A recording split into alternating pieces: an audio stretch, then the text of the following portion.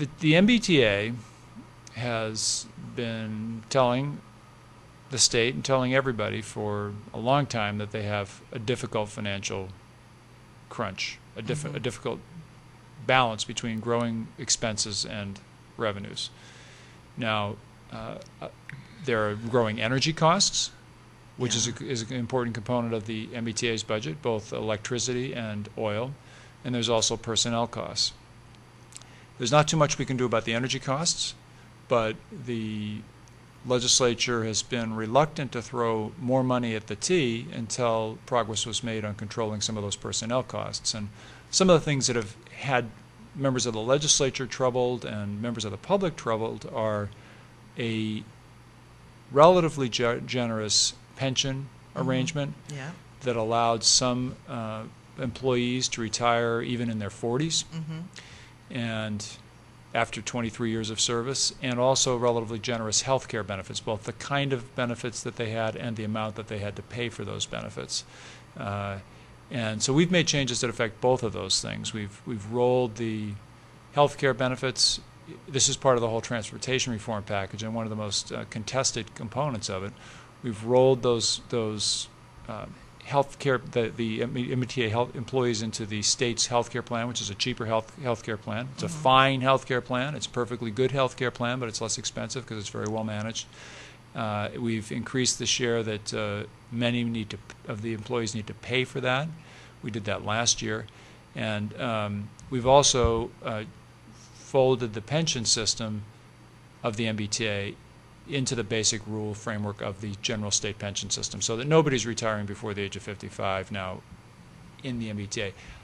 But that component, the pension component, will take a long time to realize because that only applies to new employees.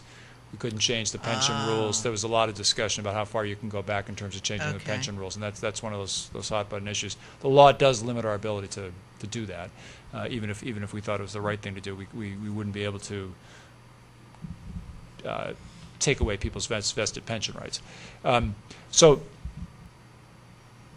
there's this big cost pressure from energy and personnel costs. We've done what we can to control the personnel costs. We've also bitten the bullet and done the unpopular thing of increasing the sales tax.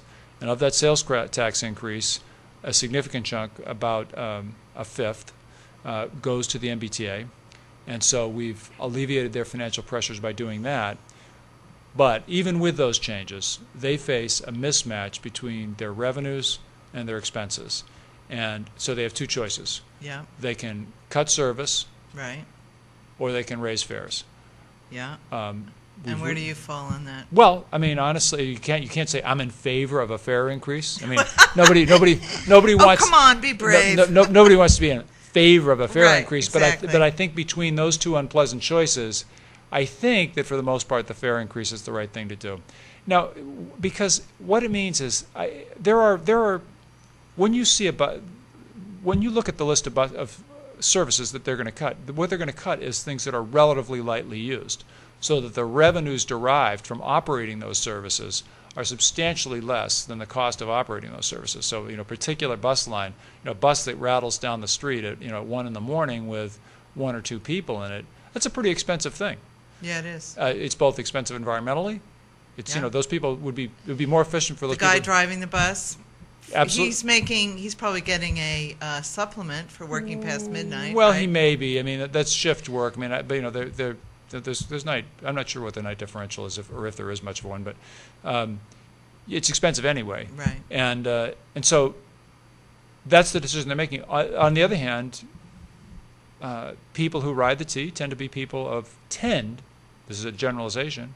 It's not an overgeneralization. It's not a hard rule, but people who don't have the option of driving, for one reason or another, whether it's economic, and people who are on that bus at midnight don't want to be on that bus at midnight. They're coming back from work. They may be coming back from work, or they may be coming back from the movies, but we don't know that. But in any event, there are people that are dependent on the bus service, and taking it away is taken away from people who need it in a great many instances. And so in general, I'd rather see the fare increases than the service cuts from the MBTA.